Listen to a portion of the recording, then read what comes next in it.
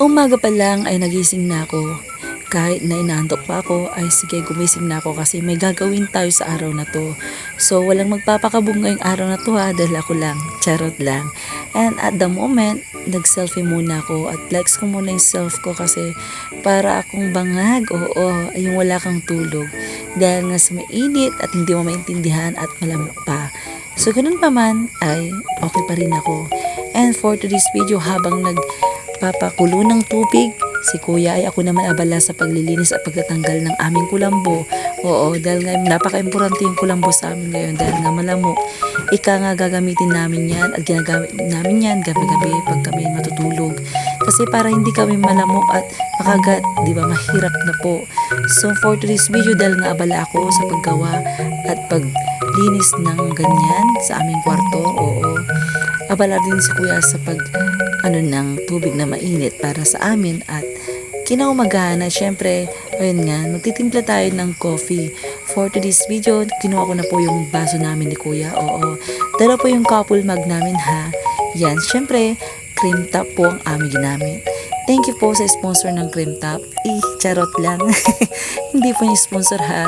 Yan po ay bigay doon sa relief namin. So maraming salamat po sa aming mayor. Thank you so much po. And for today's video, dahil nga nag-enjoy ako sa pagtimpla, ay kinuha ko na rin yung gatas ko kasi gatas po pala yung para sa akin. Kasi hindi po ako pwedeng magkape kasi bawal nga po. Sabi ni kuya, wag makulit. Pag iinom ka ng kape, wag na wag ha. Ika nga sabi ko kay kuya, opo, hindi ako inom ng kape kasi acidic ako. Syempre, kinuha ko na po ang aking milk, opo, birch tree po yun. Birch tree or kung ano bang tawag nyo dyan. Basta masarap po yan dahil hindi ko na po nilalagyan ng sugar. Kayo ba nilalagyan niyo po ba ng sugar kapag naggagatas pa ba kayo? Kasi dito lang po ako natuto kay kuya na kapag magagatas ka ay huwag mo nang lalagyan ng sugar o yung brown sugar na yan. At the moment nakita ko itong si Pato Duck, oo. Daki-daki ang pangalan niya. Lumabas ako kasi titingnan ko kung kita ba yung aming sari-sari store dito. Charot lang. Sari-sari store daw. Mini store po, baka sakali naman may mag-sponsor, may magbigay, yun nga, magpasimula ng aming business dito na sari-sari store kasi gustong gusto ko to mapalaki at mapalago. Sana po ay may makapansin na at yun po, yung maluwag sa puso nyo ha, yung para makapag-umpisa kami, para makapagbenta dito sa amin, oo. And for today's video nga, yun po, kinausap ko si Ducky Duck, ito yung pato namin. At habang abala si kuya, ay tinatry ko kung kitang-kita ba yung aming mini store. Kasi gusto kong makita talaga kung kita pa ba. Kasi minsan kasi natatakpan na ng mga leaves o po yung mga dahon. And for today's video, dahil nga paulit-ulit ako ng lakad at inikot ko yung sarili ko kasi kita pala. So for today's video, yan po ang aming sari-sari store. Nasa likod ko po, yan po. Flex ko muna sa inyo. At apakaganda talaga dito kasi marami kang makikitang puno, halaman at iba pang klase ng mga halaman. Opo, na nagbibigay saya at ligaya pag nakikita mo. Ay, grabe. Kaya nga sabi ko sa'yo, pag pupunta ka dito, mag-enjoy ka lang at magmuni-muni katulad ko. Charot lang, baka magalit kasi si kuya. Kasi lagi na lang ako nagmumuni-muni dito sa gilid at sinasabi ko, sana pumatak na yung ulan para kahit paano ay makapag-enjoy ako. Yun, at this moment, lumabas ako para ipakita ko po sa inyo itong labas ng aming bahay. And yan po yung kalsada papunta, tapasok po dito sa amin dahil nga po maluwag at malawak po dito at apakaganda, opo. Marami kang makikitang mga puno at may mga pasyalan dito. At the moment kasi, sabi ko, pwede mang mag-relax, lumabas muna. Sabi ni kuya, sige, pwede naman, basta huwag kang gagala ha. Hindi naman akong gumagala kasi wala pa akong alam dito, oo. And for this video, zinom ko na nga po ang aming mini store. Baka naman ha, gusto nyo, bigyan po ako ng pangpuhunan sa store namin para kahit papano ay may din po kami dito, nakapag-umpisa na rin po kami, opo. And for this video, yun nga si Doc, sabi ko, bigyan mo kami ng blessings ha. So yun nga po, at maraming salamat ulit sa lahat ng nanonood ng vlog ko at nagpa-follow. Paki-follow po ako, paki-share at mag-comment rin po kayo ha. And thank you so much po sa lahat mo nang nasa ibang bansa. Mag-iingat po kayo dyan. And at the moment, yun na nga po. Dahil nga nakapagtimpla na po ako ng aking milk at si kuya habang abala siya doon na nagmuni-muni din. Sabi ko sa kanya, may coffee ka na kuya kaya wag ka na mag-alala at wag ka na magmuni-muni dyan dahil may coffee ka na. Oo, perfect na perfect yan kasi sabi mo sa akin bawal ang coffee. Ika nga, nagtimpla na rin ako ng sa akin. Opo. Ang tinimpla ko pala yung birch tree po. Opo. Kasi hindi pwede pala sa akin ang kape, sabi ng doktor ko. Kasi nagpa-check up ako that time. Sabi ko, yun nga po kasi mahirap na kasi kapag acidic ka, para kang naduduwal, mahirap talaga. So, ayoko nang maging maulit. Parang ayoko nang maulit-ulit yung parang naduduwal ako lagi. And for this video, dahil nga yung koi pan namin, yan po yung koi pan namin, nilalagyan ni kuya ng tubig. At sabi ko nga sa kanya, apakaganda ng panahon na ngayon. At pwede na tayo voice over at makapag-vlog.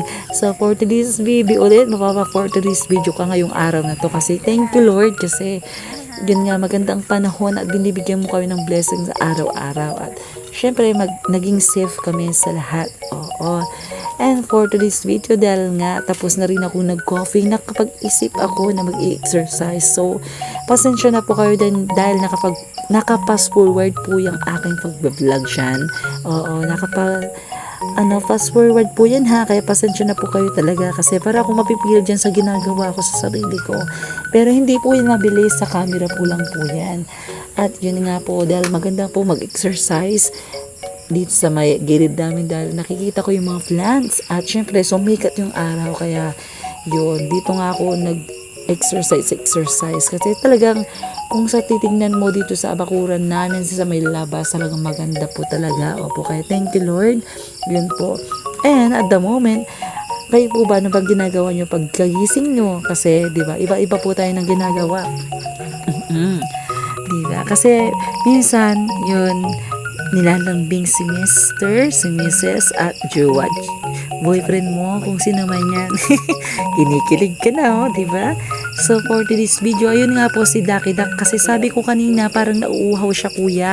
Kaya nga nakapaghanap siya ng kasama niya. Binigyan ko siya ng tubig at may pumunta yung kaibigan niya ata. For today's video, yan nga po, magluluto na po kami. At syempre, yung sinalang ko po at sabi ko, parang hindi ko kaya magluto dito. Pero ano ba yan? Pwede kong sanayin yung sarili ko kasi kapag hindi ko sinanay, paano na ang magiging future ko nito?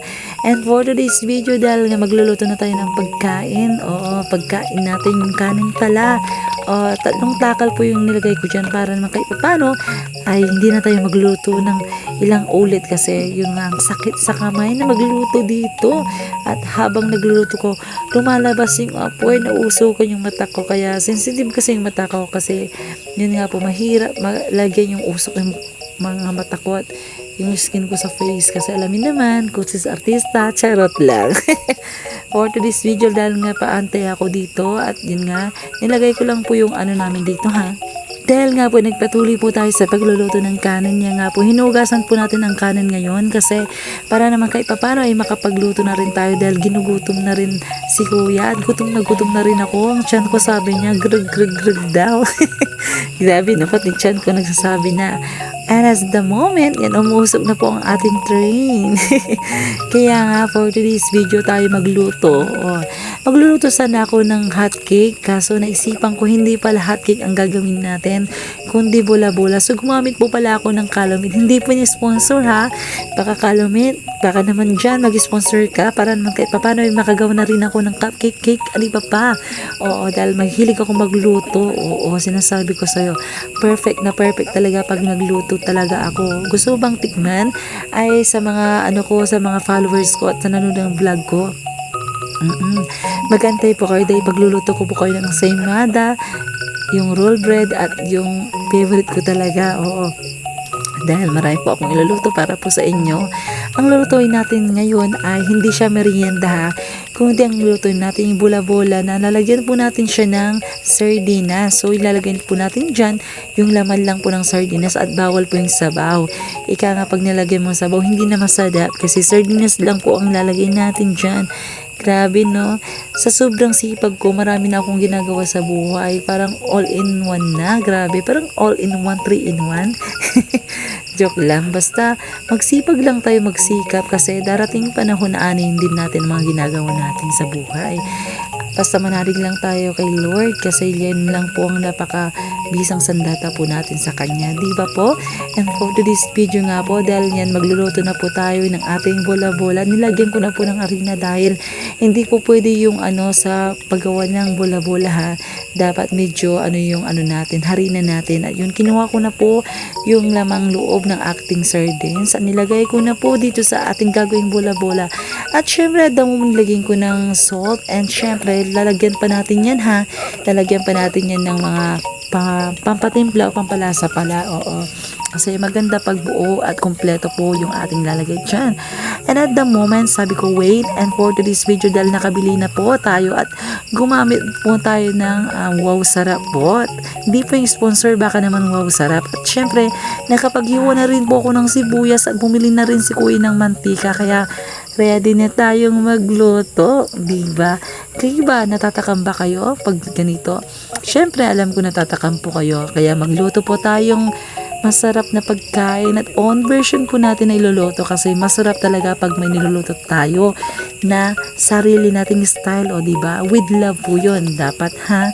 Huwag yung pag nagluluto kay dabog-dabog ay hindi maganda yun. And at the moment, sabi ko nga dahil excited na ako maluto to, nakapag-ready na po ako ng aming gagawin dyan. At dahil nga, yun nakapag-ready na tayo ng mantika at ready na po natin isalang lahat ng ating luluto. And at the moment, yun na nga po tayo magluluto at pinas-forward ko na rin. Halos lahat ng video ko ay pass-forward. Grabe talaga. Kasi alam niyo po ba, maganda talaga magluto ng ganito, yung hindi siya talagang super init, kundi super ginit. Charot lang. For today's video dahil nag-enjoy tayo para mag-vlog, sabi ko kay Kuya, iba-vlog ko to talaga to at walang makakapigil sa akin. Oo, at pagpasensya nyo na po yung mga voices ng mga aso dito kasi maingay talaga. Sabi ko sa'yo talaga. For today's video, lulutuin natin yan hanggang sa maluto dahil sabi ko nga, ayoko siyang hindi siya na fried. Gusto ko dapat fried na fried katulad mo. Kaya nga sabi ni Kuya, yun, ako ang susunod sa'yo kasi alam ko, takot ka sa sunog. Sunog, hindi pala sa usok. O actually, takot ako sa usok kasi masakit yung mata ko para akong naiirita talaga. So, syempre, kailangan kong kayanin kasi walang gagawin nito kundi ako at si Kuya. Paano kung walang gagawa, hindi walang magluluto, diba? For today's video, dahil nga excited na rin akong maluto to, sabi ko kay Kuya, bilisan mo na please kasi gutom na ako. At sabi ng tiyan ko, greg daw. Ano yun? Yan nga po, dahil nakapagluto na tayo, yun po ang ating bola-bola. Bola-bola sardines po ang tawag dyan. At yun nga po, dahil masarap po yan. Uubusin natin yan. So for today's video, tinulungan ko na si Kuya at sinundan ko na po ng ating luluto dahil nga masarap nga po yan. Sabi ko kay Kuya, ay magbibigay tayo doon kila nanay at tatay para matikman din nila. Oo, tamang-tamang talagang magbibigay tayo sa kanila. And at the moment, tapos na rin po tayo nakapagluto ng bola-bola sardines kaya tayo kakain na. At yun nga po, tara kain po tayo. Alam niyo po ba yung specialty ko dito sa ating o special recipe ko dito sa ginawa ko ay napanood ko lamang po ito sa YouTube tapos hindi ko siya totally ginaya kasi may own version din po yung gumawa at shout out po kay ma'am na hindi ko na po alam yung pangalan. So for this video dahil nga tayo gumawa ng own version natin recipe natin dito sa bola-bola sardines then hindi tayo kompleto, ang nilagay ko lang po dito yung salt at Wow Sarap at syempre nilagyan po natin ng sibuyas at sardines lang po dahil nga po yung iba ginalagyan ng mga iba-ibang ingredients at pagkatapos ng kumain ay ito na kasama ko na po si Kuya para mag-stampay dito sa ating room at mag-relax. At yun na nga po, maraming salamat po sa lahat ng nanonood ng aking vlog. Please follow me on my vlog and pakishare rin po, mag-comment rin po kayo. Maraming salamat po dahil sa po kayo sa patunay na nagmamahal po sa akin sa vlog. Maraming salamat po ulit. At yun, maraming salamat. Bye-bye!